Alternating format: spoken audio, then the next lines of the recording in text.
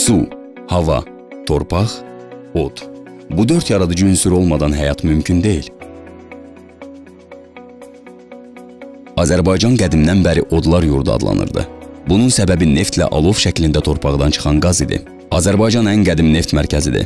Dünyada ilk neft buruğu 1847-ci ildə məhz Abşeronda qazılmış və bununla neft sənayesinin bünövrəsi qoyulmuşdu.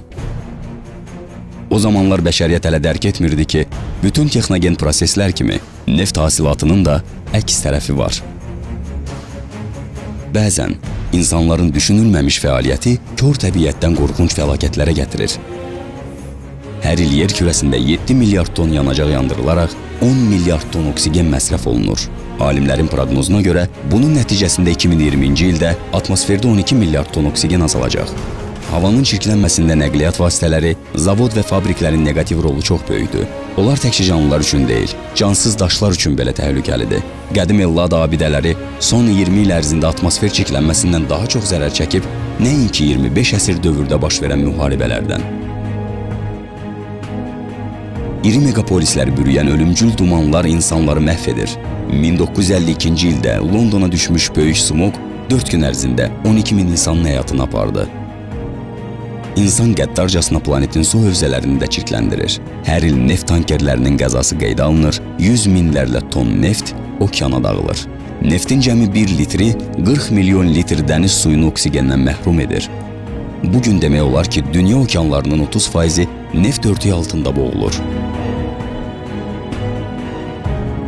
Təbii ki, bugün havanın çirklənməsi, qlobal iqlim dəyişmələri və enerji təhlükəsizliyi bəşəriyyəti narahat edən ən əsas problemlərdəndir. Onların həlli üçün müxtəlif vasitələr təklif edilir. O cümlədən bərpa olunan və alternativ enerji mənbələrindən istifadə etmək. Coğrafi mövqeyi və iqlim şəraitinə görə Azərbaycanda bunun üçün çox əlverişli imkanlar var. Enerji daşıyıcıları istehsalçısı olmasına baxmayaraq, dövlət neft şirkəti də həmin istiqamətdə davamlı tədbirlər həyata keçirir. Öz fəaliyyət sahələrində alternativ enerjidən geniş istifadə edir. Məsələn, şirkət tərəfindən salınan ekoloji parkda hər birinin gücü 10 kWh olan 4 ədəd külək generatoru və ümumi layihə gücü 20 kWh təşkil edən günəş panelləri quraşdırılıb ki, onlar həmin ərazinin enerji tələbatını tam təmin edir. 2000-ci ildə imzalanan Kyoto protokolunun tələblərinə uyğun olaraq tullanmış qazların nəzarətdə saxlanılması üçün müasir avadanlıq və qaz analizatorları ilə təchiz edilmiş 3 ekoloji ölçmə məntəqəsi tikilmişdir. Digər mühüm problem torpağın neftlə çirklənməsi və bunun nəticəsində həmin ərazidə biosenozun məhv olmasıdır. Azərbaycanda ötən dövrdə təxminən 5000 hektar torpaq neftlə çirklənib yararsız vəziyyətə düşmüşdü. Bugün onların 1000 hektar artıq təmizlənib. Bərpa olunan ərazidə minlərlə ağac əkilib.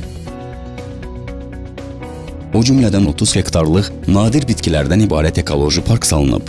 2015-ci ilə qədər, yəni paytaxtımızda ilk dəfə Avropa oyunlarının keçirilməsi üçün Abşeron yarımadasında bütün neftlə çirklənmiş ərazilərin təmizlənməsi başa çatdırılacaq.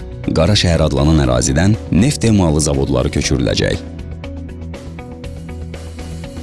Neft müəssisələrində yaranan toksik tullantıları və qazma şılamının utilizasiyası üçün ən son nailiyyətlərə əsasən yeni tullantı mərkəzi tikilərək 2014-cü ildə istismara veriləcək.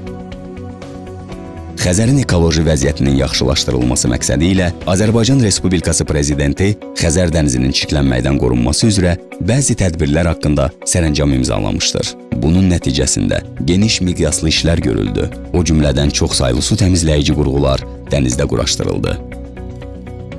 2013-cü il avqustun 23-də isə əsrin müqaviləsi üzrə BP Azərbaycan şirkəti ilə işlənilən Azəri Çıraq Günəşli Yataqlar blokuna daxil olan Çıraq neft yatağında həyata keçirilən və Prezident İlham Əliyevin 2010-cu ildə ekologiya ili çərçivəsində vermiş olduğu tapşırığa uyğun olaraq icrasına başlanılmış layihə uğurla nəticələndi.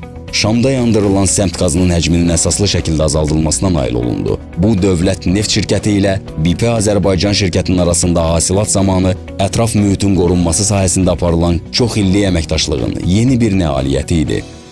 2012-ci ildə Dünya Bankının səmt qazının yandırılmasının azaldılması üzrə Tərəfdaşlıq Təşkilatının 10 illiyinə həsr olunmuş forumda səmt qazının yandırılmasının azaldılması istiqamətində olan layihələr nominasiyasında Azərbaycan Respublikası Dövlət Neft Şirkətinin təqdim etdiyi 28 may və neft daşları yatağında səmt qazının utilizasiyası layihəsi Dünya Bankı tərəfindən yüksək qiymətləndirilmiş və Azərbaycan Respublikası Dövlət Neft Şirkəti Award Excellence ali mükafata layiq görülmüşdür. Respublikamızda geniş miqyaslı ekoloji aksiyalar artıq bir ənənəyə çevrilmişdir. Heydər Əliyev Fondunun prezidenti, UNESCO və İSESCO-nun xoşməramlı səfiri Mehriban Əliyevanın təşəbbüsü ilə Hərəmiz bir ağac əkək aksiyası, Heydər Əliyev Fondunun vitse-prezidenti Leyla Əliyevanın İdeya, Yaşıl Azərbaycan naminə layihələri, 3 milyon gənc tərəfindən əkilən 3 milyon ağac və mütəmadi aparılan digər tədbirlər bunun bariz nümunəsidir. Prezident İlham Əliyevin həyata keçirdiyi ekoloji siyasətin məntiqi addımlarından biri də məktəblilərin ekoloji problemlərin həllinə cəlb edilməsidir. Gənclər ilə elan olunan 2007-ci il həm də Azərbaycan məktəblilərinin ətraf mühitin mühafizəsi İNEPO Avrasiya Layihə Olimpiyadasının yaranması tarixi oldu. Həmin ildən Bakı dünya məktəblilərinin ekoloji hərəkatının paytaxtına çevrildi. İNEPO gənc nəslin diqqətini ekologiyaya, dünyanın diqqətini isə Azərbaycana cəlb etdi. Azərbaycanda ekoloji problemlərin həlli ümummilli lider Heydər Əliyevin təməlini qoyduğu və Prezident İlham Əliyevin davam etdirdiyi ekologiya siyasətinin Azərbaycan Respublikası ekoloji vəziyyətinin yaxşılaşdırılmasına dair kompleks tədbirlər planı ekoloji milli və dövlət proqramlarının sayəsində həyata keçirilir. Bütün bunların nəticəsidir ki, bugün Azərbaycanın ekoloji vəziyyəti yaxşılaşmağa doğru dəyişir. Bugün neft sənayesi dünya iqtisadiyyatının aparıcı sahəsidir. Lakin insanlar qara qızılı əldə etmək üçün bəzən daha qiymətli dəyərləri unudurlar. Neft, qaz xüsusi diqqət tələb edən nemətlərdir. Bunu təkcə neftçilər deyil, hər kəs anlamalıdır. Planetimiz necə də gözəldir. Ey insanlar, gəlin onu qoruyaq, dağılmağa qoymayaq.